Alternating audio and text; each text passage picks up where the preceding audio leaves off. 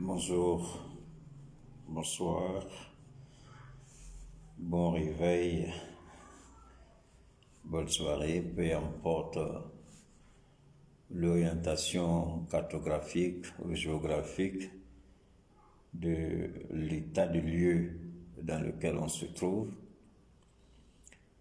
Je voudrais envoyer mes sincères et fraternelles salutations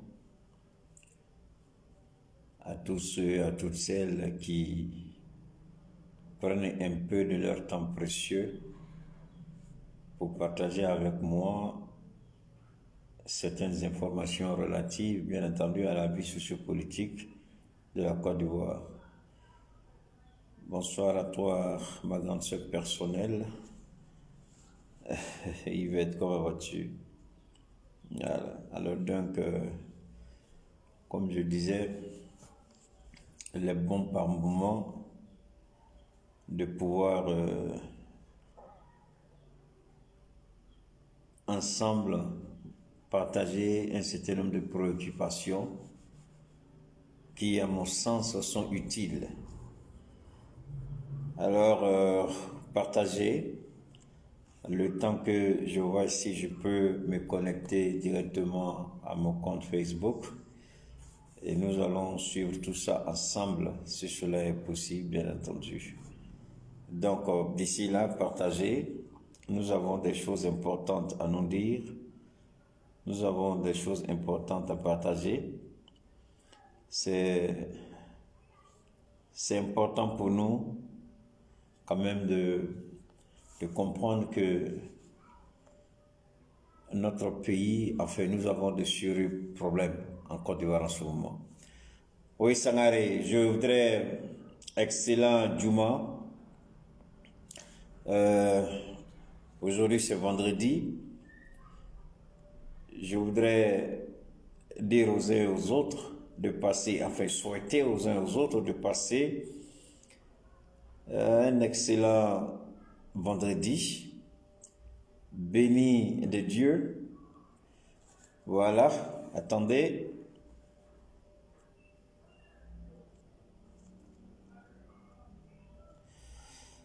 Oh là là, c'est pas facile par moment, mais on va essayer. Des choses auxquelles on ne s'habitue pas, et puis après, ça fatigue un peu.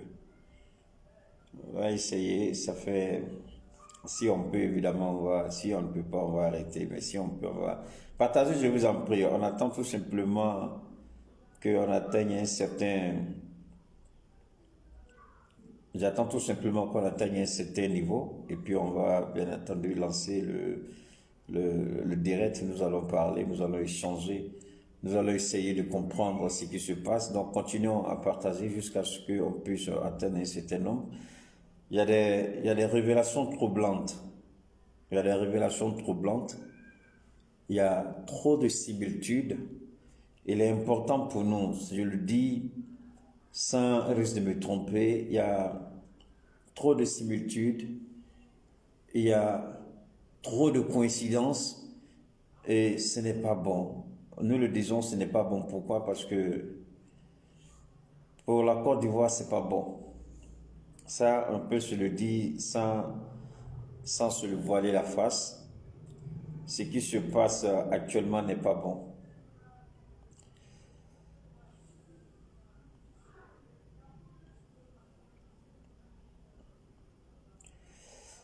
Alors donc, permettez-moi, hein, voilà, on va commencer tout de suite.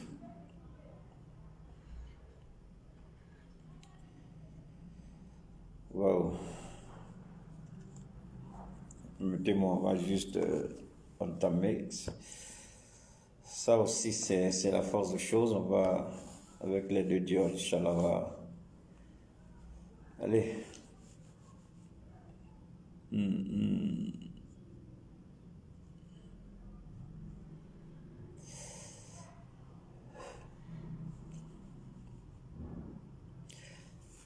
Donc, je vous demande de partager, s'il vous plaît.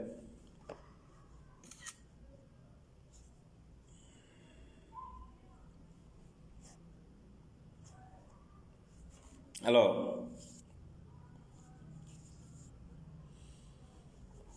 il est bon par moment, il est important pour nous.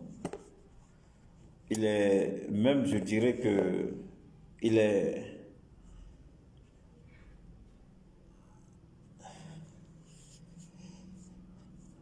de quoi est-ce que nous pouvons parler aujourd'hui, rapidement, de quoi est-ce que nous pouvons parler? Il est bon, comme je l'ai dit, de se rappeler deux ou trois choses. Hier, nous en avons parlé. Alors, nous allons continuer dans cette même lancée.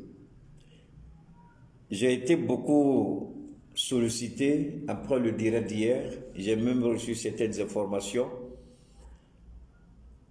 que j'avais ces informations-là par le passé, mais beaucoup d'informations sont venues pour confirmer ce qui en était. Alors nous allons commencer avec ceci. Permettez-moi rapidement. Voilà. Ok, allez-y.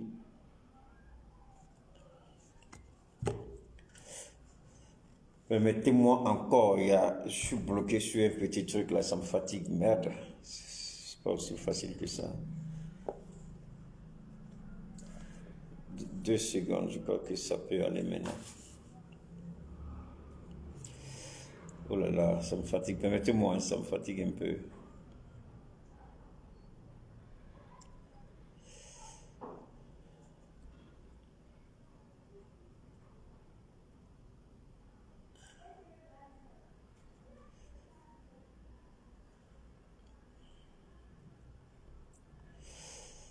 Là.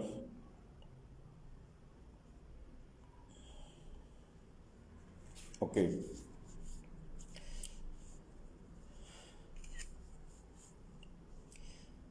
Il est important, au risque de me répéter, tout à l'heure, j'étais en train de visionner un peu, si je peux me permettre, les informations sur les réseaux sociaux. Pendant que j'étais en train de chercher certaines informations, je suis tombé sur une vidéo. Alors, on va suivre rapidement. Excusez, hein? Voilà. On va suivre rapidement ce dont il est question. On va rapidement écouter ceci. Et puis, on va passer aux choses sérieuses. Rapidement, on va écouter ceci. Rapidement, permettez-moi de faire ressortir la vidéo assez rapidement. Ce que Souley m'a envoyé, on va partager ensemble rapidement. C'est une vidéo qui concerne la Cour pénale internationale. C'est une vidéo qui concerne ce que cette Cour-là... En fait, le procès est fini. Certainement, on va me poser la question, mais un procès qui est fini, pourquoi en parler? Pourquoi en parler? C'est de cela qui sera question. Pourquoi parler d'un procès qui est fini? Mais en réalité, il ne s'agit pas du procès en tant que tel, mais de la machination qui a été mise en place pour que ce procès qui, d'après les informations crédibles, était un procès illégal. Donc sur la base de ce qui est faux, sur la base de ce qui est incorrect, on veut maintenir l'homme aujourd'hui hors de son pays. C'est pourquoi je veux tout simplement partager ça avec vous assez rapidement pour qu'on comprenne. En dehors même du caractère illégal du procès, c'est pourquoi nous disons toujours à Ouattara, Ouattara, accepte le pardon. Ouattara, accepte le pardon. Et quand nous disons Ouattara accepte le pardon, ce n'est pas parce que nous avons peur. Ce n'est pas parce que nous sommes impuissants. Ce n'est pas parce que nous sommes incapables.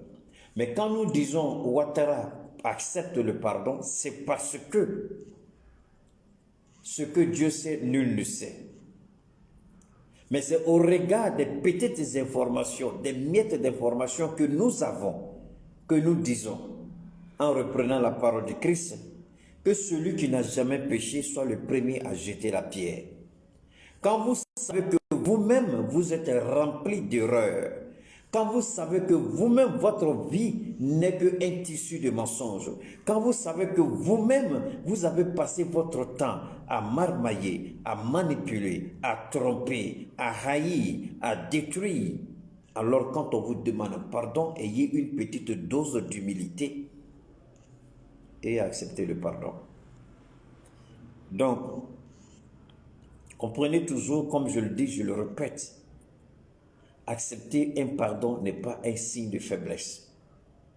Parce que celui qui va vers vous, il fait violence sur lui-même pour vous demander une chose juste et noble.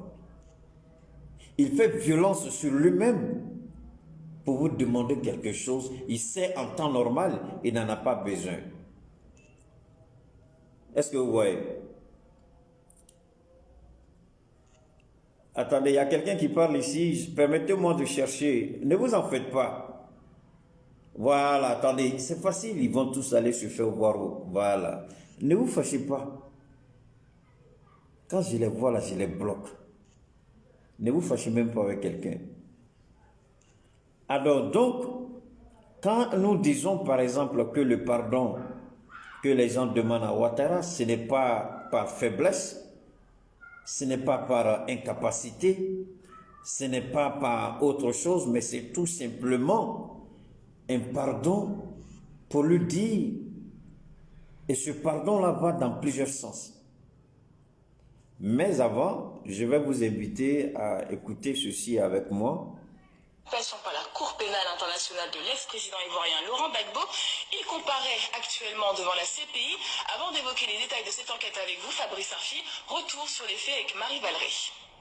C'est une révélation qui met en lumière le drôle de jeu de l'État français et de la Cour pénale internationale.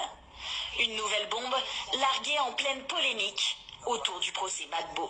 Partagez, Selon Mediapart, le procureur de la CPI, Luis Moreno Ocampo, aurait délibérément demandé de garder prisonnier l'ancien président ivoirien. D'après le site d'investigation, l'objectif à l'époque est d'écarter durablement Gbagbo du pouvoir. Ok. Le procès est fini. Mais est-ce que l'esprit qui a motivé le procès, est-ce que l'esprit est mort? C'est ça qui m'a motivé à vous présenter cette bande audio que vous pouvez retrouver. Est-ce que les intentions qui ont motivé le transfert illégal de Laurent Gbagbo devant une juridiction soi-disant au passage international, est-ce que la marmaille est terminée? Est-ce que le complot contre Laurent Gbagbo a pris fin? Posons-nous cette question. Est-ce que le complot a pris fin? Est-ce que Gbagbo n'est pas encore dans le même complot? Parce que figurez-vous, quand vous mettez en place une stratégie et puis la stratégie ne marche pas, vous sortez avec un plan B.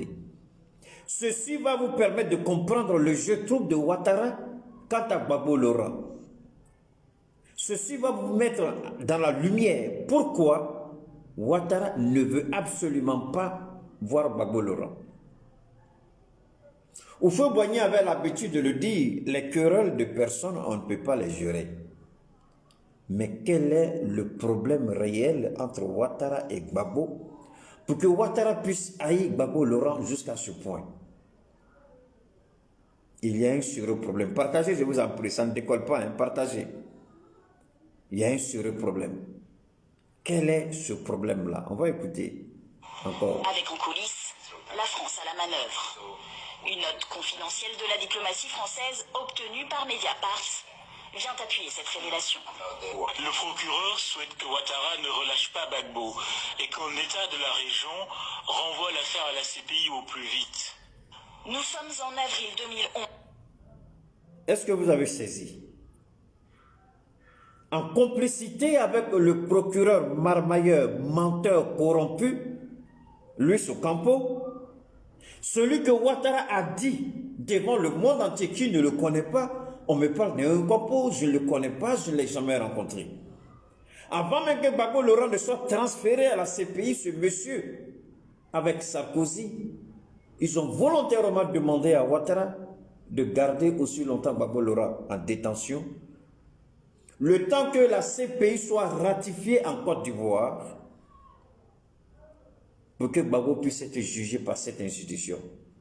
Parce qu'au moment de l'arrestation de Laurent Gbagbo, la Côte d'Ivoire n'avait pas encore ratifié l'accord de, si je peux appeler l'accord ou le protocole de Genève, en ce qui concerne la création et la mise en place de cette Cour internationale de justice.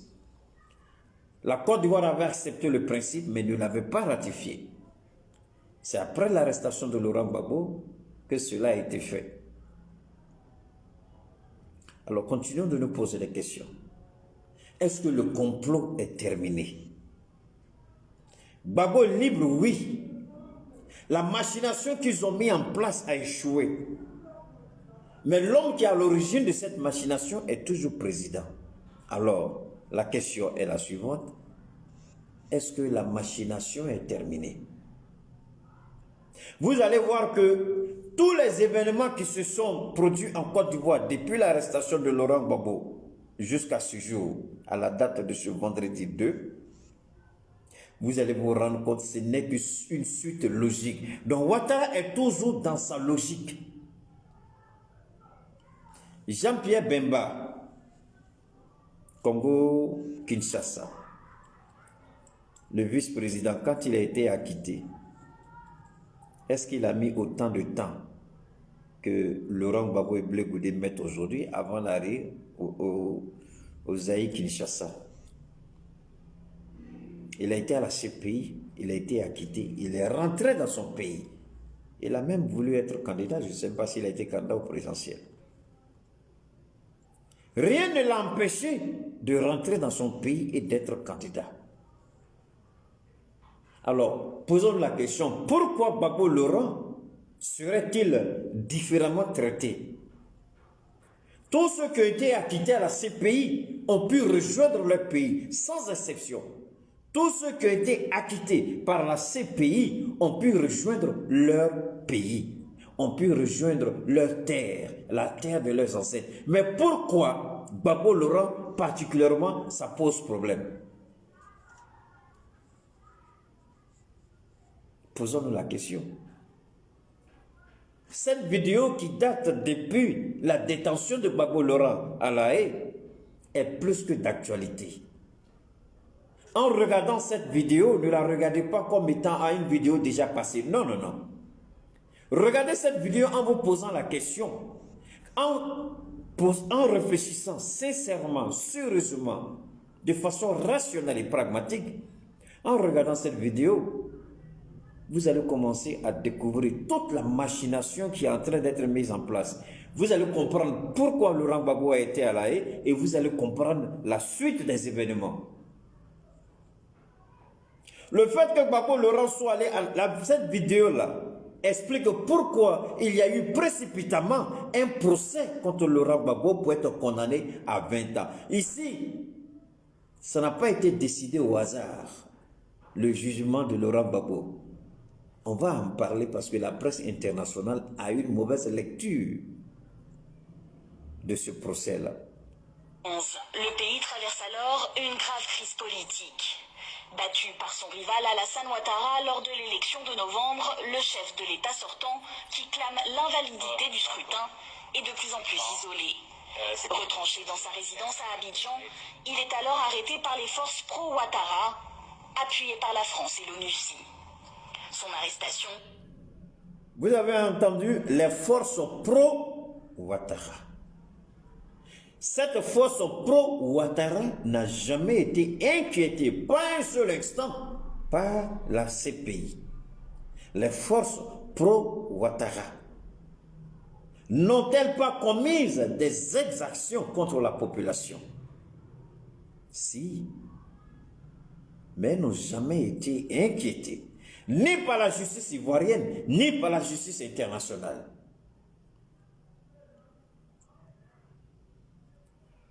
Alors, ma chérie personnelle, comment vas-tu? Les forces pro-Ouattara. Vous regardez cette vidéo, je vous le dis, vous la regardez comme une simple vidéo, vous n'allez pas comprendre la grandeur, la profondeur de la méchanceté et surtout du complot contre l'État de Côte d'Ivoire. Gbagbo Laurent lui-même est petit dans cette affaire. Il s'agit de la survie des Ivoiriens. On s'amuse avec. On s'amuse.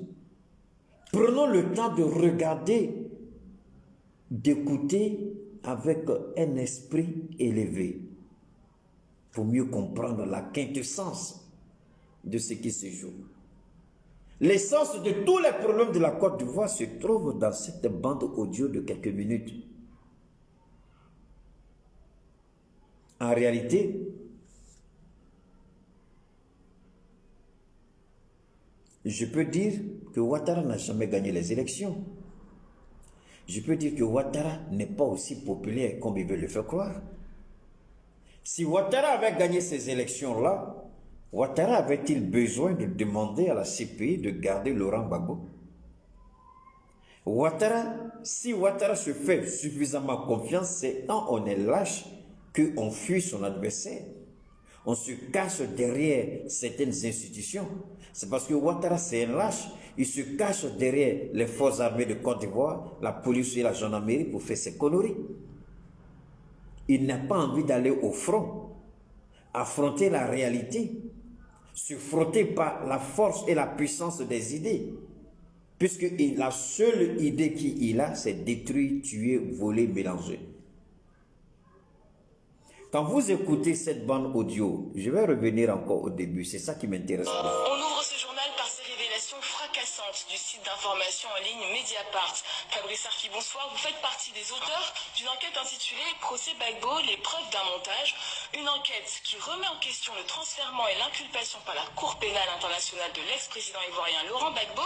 Il comparaît actuellement devant la CPI. Avant Partagez, ça ne monte pas là. Partagez pour que ça décolle. Ne sera pas trop long, hein.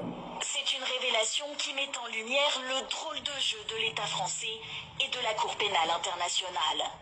Une nouvelle bombe larguée en pleine polémique autour du procès Gbagbo. Selon Mediapart, le procureur de la CPI, Luis Moreno Ocampo, aurait délibérément demandé de garder prisonnier l'ancien président ivoirien. D'après le site d'investigation, l'objectif à l'époque est d'écarter durablement Gbagbo du pouvoir. Voilà ce que je veux que vous saisissiez. Quand je vous ai dit, regardez la vidéo avec une autre façon de comprendre. Un esprit élevé, une intelligence douée. Cette intelligence-là, vous l'avez.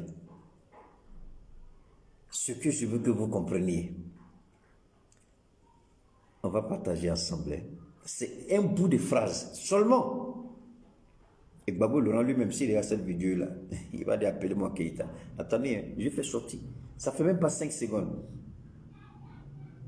Un président ivoirien. D'après le site d'investigation, l'objectif à l'époque est d'écarter durablement Gbagbo du pouvoir. L'objectif est d'écarter durablement Gbagbo du pouvoir. L'objectif est d'écarter durablement Gbagbo du pouvoir. Donc, ce n'est pas la justice qu'on voulait, ce n'est pas la culpabilité qu'on voulait, mais l'écarter du pouvoir. Raison pour laquelle, vous comprenez aujourd'hui, Ouattara dit, si Gbagbo rentre, il va à Mama, il en laisse sa bouche en politique. Est-ce que si le son est bon, je vous en prie partager. Si le son est bon, partagez. C'est ce que je voulais que vous compreniez. Écarter Gbagbo Laurent durablement du pouvoir. Est-ce que nous ne sommes pas dans cette perspective aujourd'hui? Est-ce que ce n'est pas dans ça? Un homme acquitté, on refuse qu'il rentre dans son pays. Est-ce qu'on n'est pas encore dans la logique? C'est une vieille vidéo qu'on n'a pas exploitée à fond. C'est une vidéo qu'on n'a pas exploitée à fond. Aujourd'hui, c'est ça. Écarter l'objectif, on dit bien l'objectif principal, écarter Laurent Gbagbo durablement du pouvoir. Est-ce que ça, c'est servir la justice? Est-ce que c'est ça, la justice selon vous? Non. Écarter Laurent Gbagbo durablement du pouvoir. Hey Ouattara, l'article 48 a été utilisé pour la première fois en Côte d'Ivoire par Laurent Gbagbo. Contrairement aux dispositions de la Constitution qui ne permettaient pas à ce voleur, ce marmailleur, ce trompeur, ce criminel, alias la fiole le grand, Ouattara, Gbagbo a fait usage de l'article 48 en prenant une décision d'exception pour faire de Ouattara candidat. Et c'est comme ça que Ouattara paye Gbagbo Laurent. Les forces pro-Ouattara ont tué des Ivoiriens. Pas un seul instant, cette justice lâche, instrumentalisée en Côte d'Ivoire, n'a eu le courage de dire on va mener des enquêtes sur les exactions des milices de Ouattara. La commune, malgré les appels incessants de Human Rights Watch, Amnesty International, toutes ces ONG-là qui critiquent les arrestations arbitraires, les emprisonnements illégaux, arbitraires, injustifiés, jamais la CPI ne s'est intéressée à ce qui se passe parce qu'il y avait un deal ivoirien. La Côte d'Ivoire est victime d'une marmaille internationale. La Côte d'Ivoire est victime d'une manipulation qui ne dit pas son nom. La Côte d'Ivoire est victime de, je ne sais pas comment vous le dire. Sinon, comment une justice peut décider d'écarter le fils d'un pays du pouvoir? Alors, si vous avez compris l'idée générale qui consiste à dire l'objectif est d'écarter durablement Laurent Gbagbo du pouvoir, revenons maintenant dans la réalité. Gbagbo Laurent, c'est vrai, près de 10 ans de détention, de procès, finalement acquitté. Est-ce qu'aujourd'hui, là où nous sommes, aujourd'hui, à l'état actuel des choses, est-ce que nous pouvons dire, sans risque de nous tromper, que le président Gbagbo est hors d'état, que le président Gbagbo n'est plus visé, que le président Gbagbo n'aura plus de problème? Non. D'ailleurs, j'ai entendu beaucoup parler de ce fameux procès, le procès de 20 ans. Garder Laurent Gbagbo durablement, Ouattara a été conseillé d'enclencher rapidement une procédure judiciaire contre Laurent Gbagbo. 20 ans d'emprisonnement, et Charles Blé Goudé a demandé hier, je vous l'ai fait écouter, il voulait une amnistie. Alors quand vous écoutez une vidéo pareille, où les preuves sont apportées que le président Ouattara a son seul objectif principal est d'écarter Laurent Gbagbo du pouvoir. Alors, est-ce que vous pouvez attendre une amnistie de la part de ce monsieur? Est-ce que vous pouvez attendre une réconciliation de la part de ce monsieur? Est-ce que vous pouvez attendre la paix de la part de ce monsieur? Il se prend pour Dieu, c'est lui qui détermine, c'est lui qui accepte, c'est lui qui dit oui, c'est lui qui dit non. Oh pauvre ignorant! Mon peuple périt par ignorance et ce monsieur va périr par ignorance.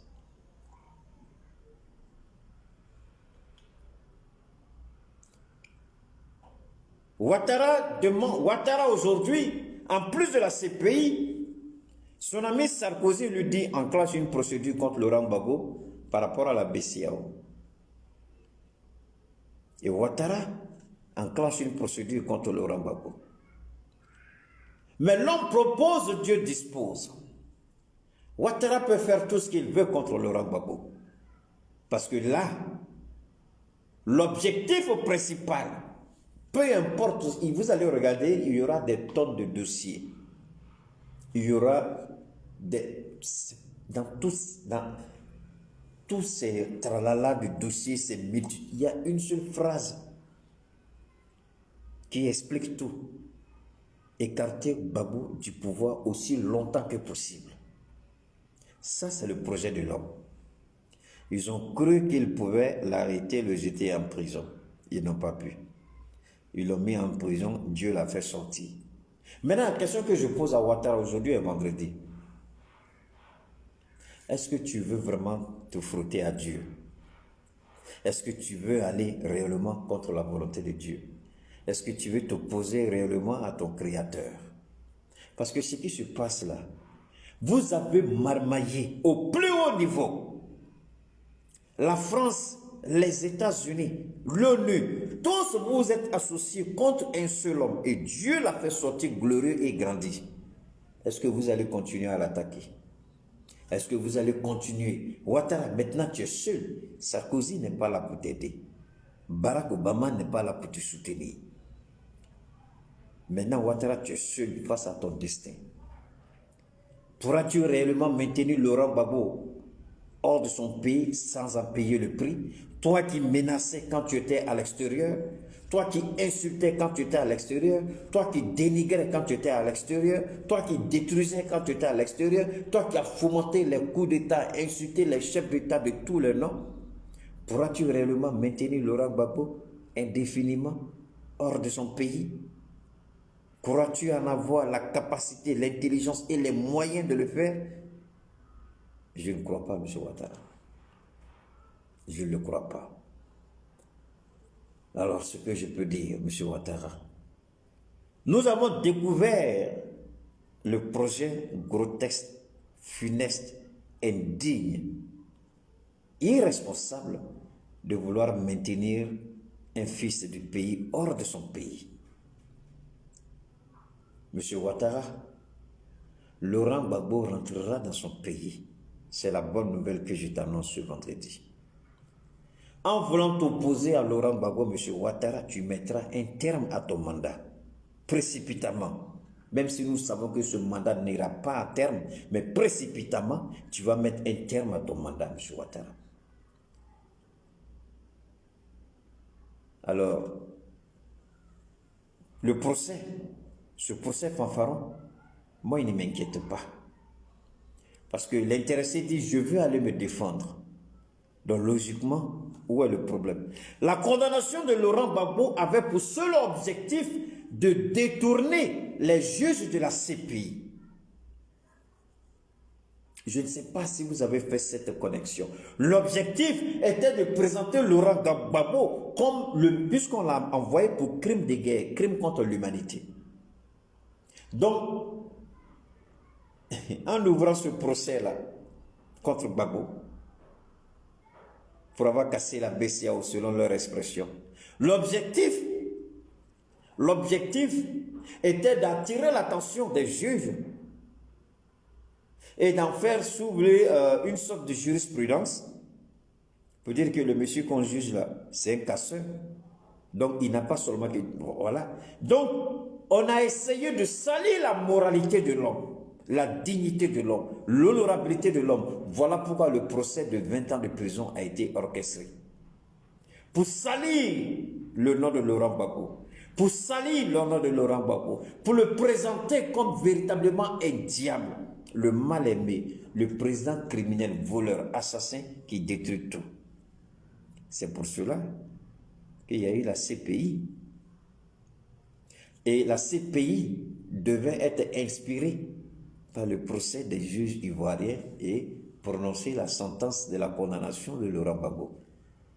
Mais si Ouattara même est un peu intelligent dans sa petite chair de merde, s'il est un peu intelligent dans sa petite tête de mono, s'il est un peu intelligent dans sa petite tête décervelée, s'il est un peu intelligent, Ouattara peut se dire, mais attends, j'ai fait tout ça contre ce gars-là, toutes ces années, il a acquitté. Mais attends, lui là, c'est qui? Est-ce que je ne suis pas en train de me tromper de combat? Est-ce que Dieu même n'est pas dedans? Attends, je vais le laisser tranquille. Intelligemment, il aurait dû comprendre ça.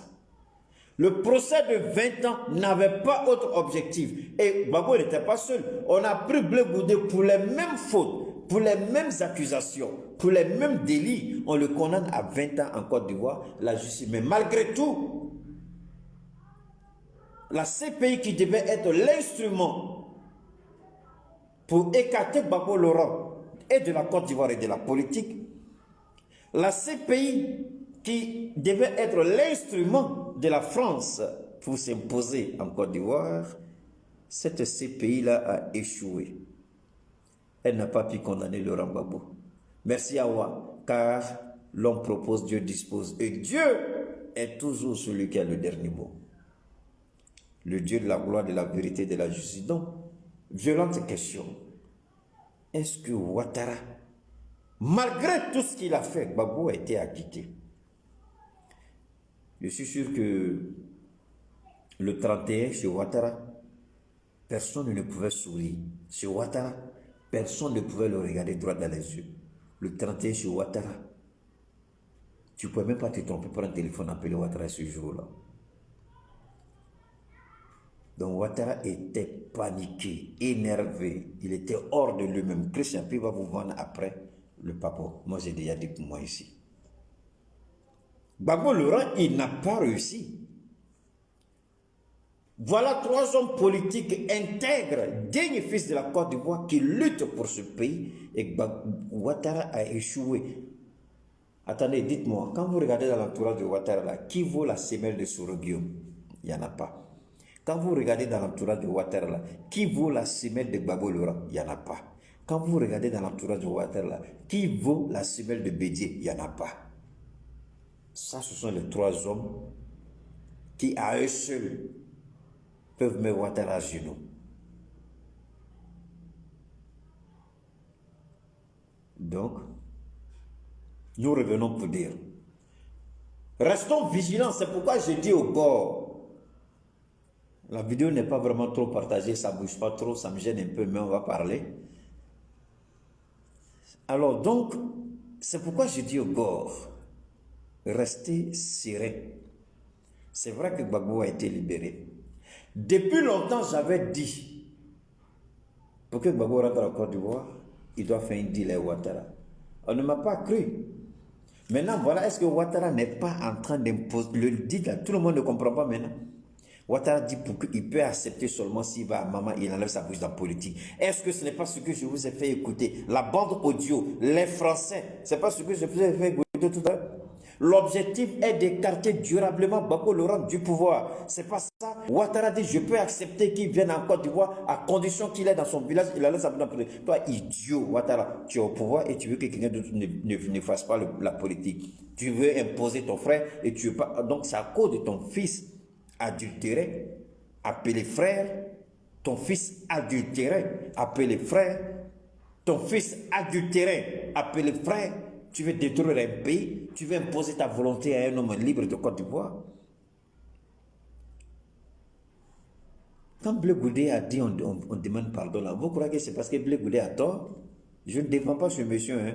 Vous avez vu la dernière fois, j'ai tapé sur lui. Je ne vends, je ne demande, je ne protège, je ne ferai. Non, Blé, il est ce qu'il est. Mais quand il fait bon, un jour, il faut dire qu'il a fait bon.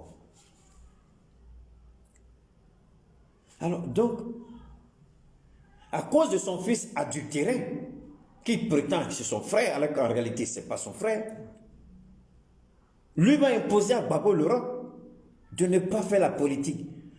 Donc, tous ceux qui sont susceptibles d'apporter une intelligence pour la construction de la Côte d'Ivoire, Ouattara dit non, je ne veux voir personne, c'est mon frère seul. Donc, en réalité, la grande gueule qu'il fait avec ses yeux tordus, avec virgule apostrophe, ce n'est pas pour aider la Côte d'Ivoire, mais c'est pour garantir ses intérêts et les intérêts de ses amis français. Continuer à piller et voler l'État de Côte d'Ivoire. Mais est-ce que lui, il a l'intelligence de construire ce pays? S'il avait l'intelligence de construire ce pays-là, son premier mandat déjà, je le dis, la Côte d'Ivoire serait sur la voie de l'émergence. J'aime pas Macky Sall, mais Macky Sall a fait beaucoup dans son pays. Et le Sénégal est plus qu'émergent que la Côte d'Ivoire. J'aime pas Condé, mais Condé, tous ceux qui vont en Guinée, quand ils vous parlent de la Guinée, vous êtes d'accord, vous restez tranquille. Alors, Ouattara, comment tu vas dire toutes les intelligences de la Côte d'Ivoire, je les détruis au profit de mon fils adultéré? Mais attendez, est-ce que ça va, est-ce qu'il est normal? Est-ce qu'il est normal? Est-ce qu'il est normal? Donc l'objectif, je vous ai fait écouter la vidéo. Je vous fais écouter la vidéo une dernière fois et puis on va passer à la deuxième partie, là où ça devient intéressant, là où c'est grave. Vous allez écouter ça. Avec en coulisses La France à la manœuvre. Attendez, on Une va note revenir. Cour pénale internationale de l'ex-président bien. ivoirien Laurent Gbagbo. Il comparaît actuellement devant la CPI avant d'évoquer les C'est détails une de vieille cette vidéo, enquête hein, avec vous, mais écoutez Fabrice l'essentiel. Arfi. Retour sur les faits avec Marie Valleré. C'est une révélation qui met en lumière le drôle de jeu de l'État français. Écoutez bien, il y a un bout de phrase seulement qui nous intéresse. On prend ça et puis on continue. Hein? Un bout de phrase. Et de la Cour pénale internationale. Une nouvelle bombe larguée en pleine polémique autour du procès Gbagbo. Selon Mediapart, le procureur de la CPI, Luis Moreno Ocampo, aurait délibérément demandé de garder prisonnier l'ancien président ivoirien. D'après le site d'investigation, l'objectif à l'époque est d'écarter durablement Gbagbo du pouvoir, avec en coulisses la France à la manœuvre.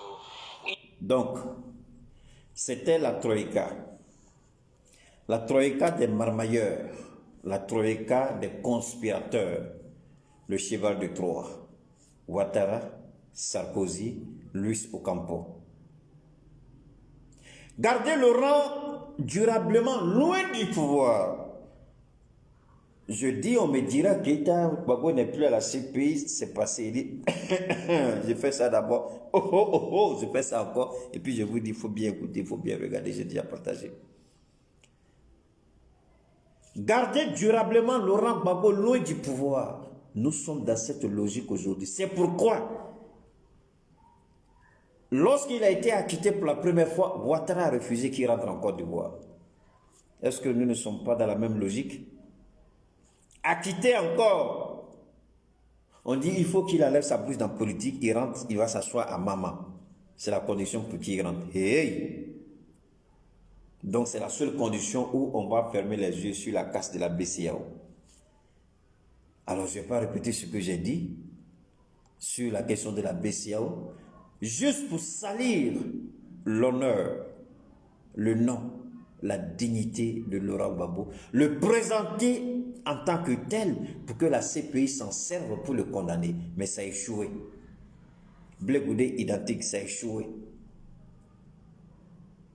Alors la question que nous tous on doit se poser, Ouattara peut-il réellement empêcher Laurent Gbagbo de rentrer en Côte d'Ivoire sans créer des troubles? Ouattara peut-il empêcher Laurent Gbagbo de rentrer en Côte d'Ivoire comme il a fait Soro Guillaume? Parce que le jour que Gbagbo Laurent va prendre son avion pour dire qu'il va rentrer, bon, il va envoyer des gens pour aller l'arrêter. Gbagbo Laurent, est-ce qu'il a peur de la prison? Il vient de faire 10 ans à la CPI. Sous feu, il a fait prison. Hein? À combien de reprises? En 90, il a fait encore prison. Sous Ouattara qui était Premier ministre. Donc Gbagbo n'est pas un nouveau. Il connaît. À son âge, là, est-ce que Ouattara va oser? Alors c'est pourquoi, de façon souterraine, pour l'honneur de la Côte d'Ivoire, on me dit souvent qu'il ne faut pas venir tout dire sur le réseau, c'est vrai, mais permettez-moi de vous dire ce petit bout là. Pour l'honneur de la Côte d'Ivoire, de façon souterraine, il y a des tractations, non pas parce que Gbagbo veut négocier son entrée en Côte d'Ivoire, non. C'est pour dire à Ouattara, évite une nouvelle tragédie à la Côte d'Ivoire. Arrête de t'imposer aux enfants de la Côte d'Ivoire. Donc cette tractation-là est en train de se faire de façon souterraine, loin des regards, loin de Chris Yapi, loin de Keïta, pour que Gbagbo puisse entrer. Maintenant, si Ouattara dit qu'il est garçon, il n'écoute pas. La suite, il va la raconter à Blaise Compaoré, quand les deux vont se retrouver là où eux-mêmes ils savent. Tu peux martyriser un peuple une fois, mais tu ne peux pas martyriser un peuple tout le temps. Tu peux torturer un peuple une fois, mais tu ne pourras pas torturer ce peuple-là éternellement. Ouattara, le délai de grâce de Dieu est terminé. Vous savez pourquoi? Hier, je parlais de la situation de la petite sœur de Ouattara, si réellement c'est sa sœur, Rokia ou bien un truc comme ça. La mère de sa nièce qui travaille avec lui comme responsable de communication à la présidence. J'ai reçu encore une autre information et j'ai essayé de creuser. Et je me suis rappelé qu'effectivement, cette information-là, je l'avais à un moment donné. Mais je n'avais pas jugé utile à cette époque-là d'en faire cas. Il s'agit de la fille d'Alassane Dramane Ouattara, qui aujourd'hui est pratiquement paralysée. Alors voilà aujourd'hui comment Dieu est en train de parler à ce monsieur. Dans sa famille, sa fille, Catherine, est gravement malade, paralysée. Vous êtes au courant. On a tous vu les formations. Non, ce n'est pas quelque chose de nouveau que je vous dis. Mais, on avait essayé d'étouffer cette affaire-là. Nous la faisons ressortir aujourd'hui. Ta fille est paralysée, Ouattara. Ta fille est gravement malade. Ta soeur a la folie. Mais Ouattara, tu veux devenir toi-même fou, enlever tes habits à la présence et puis commencer à courir dans les rues du plateau pour que tu comprennes. Parce que si tu n'arrêtes pas là, toi-même là, tu seras frappé par cette folie-là. Ta soeur est devenue folle, Ouattara, à cause du pouvoir. Ta fille a été sacrifiée à cause du pouvoir. Ouattara. La femme de ton fils est morte dans des conditions troublantes à Abidjan. Ton fils David, sa femme, elle est morte dans des conditions bizarres, bizarresques et bizarrement. On n'a pas voulu chercher à savoir ce qui s'est passé. Alors donc, M. Ouattara, nous pouvons te demander de mettre bas la terre. C'est important de mettre bas la terre. Nous n'allons pas rentrer dans tous ces détails-là aujourd'hui, parler, mais nous pouvons dire à Ouattara de faire beaucoup attention parce que toutes ces choses qui nous arrivent, c'est pour nous interpeller. Toutes ces choses qui arrivent, c'est pour nous dire, faites attention parce que Dieu vous regarde. Faites attention, Dieu surveille vos faits et gestes. Monsieur Ouattara, Babo Laurent injustement a été jeté en prison et tu croyais que tu allais t'en tirer comme ça, mais le jour du jugement arrive, le jour de la sentence arrive. Toi, tu n'as jamais fait tort aux Ivoiriens, alors que c'est toi qui as financé les différentes guerres en Côte d'Ivoire, les différentes prises d'armes en Côte d'Ivoire, où il y a eu chaque fois des morts d'hommes, et toi, tu ne t'es jamais retrouvé ni reconnu. Alors donc, nous disons ceci. Ces deux personnes qui sont atteintes de cette maladie, la folie et l'incapacité de marcher, je ne dirais pas pour le moment qu'elle est handicapée, mais l'incapacité atteinte de cette maladie-là, et lui-même, il souffre d'une maladie qui est presque, je dirais, un cancer qui est presque à terme. Hein. Photocopie lui-même est malade. Est-ce que vous comprenez? La sœur Rokia de Ouattara, elle est folle. La fille Catherine de Ouattara, elle est malade. Ouattara lui-même, il est malade. Photocopie est malade. Dites-moi, Ivoirien, quand c'est comme ça là-haut, tu te concentres à servir Dieu, à honorer Dieu, à aimer ton prochain, ou bien tu vas continuer si comme rien n'était. Comment ce gars-là est né et puis il se comporte d'une façon absurde. C'est comme il est dénué de toute intelligence. C'est comme sa faculté morale a pris une autre direction. C'est comme il n'y a pas de boussole morale dans sa tête. Le précaré, photocopie, son fils adultéré est atteint d'une maladie qui n'est pas encore à un stade avancé, mais il le sait. Deuxièmement, sa fille Catherine est atteinte d'une maladie grave puisqu'elle est frappée d'incapacité. Christian Pi même en avait parlé à une époque. Mais avant lui, l'information avait un peu circulé. Ensuite, sa petite soeur est atteinte de folie. Lui-même, il a une maladie.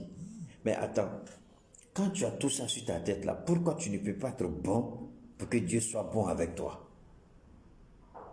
Dieu dit, je me rappellerai toujours de tes bienfaits.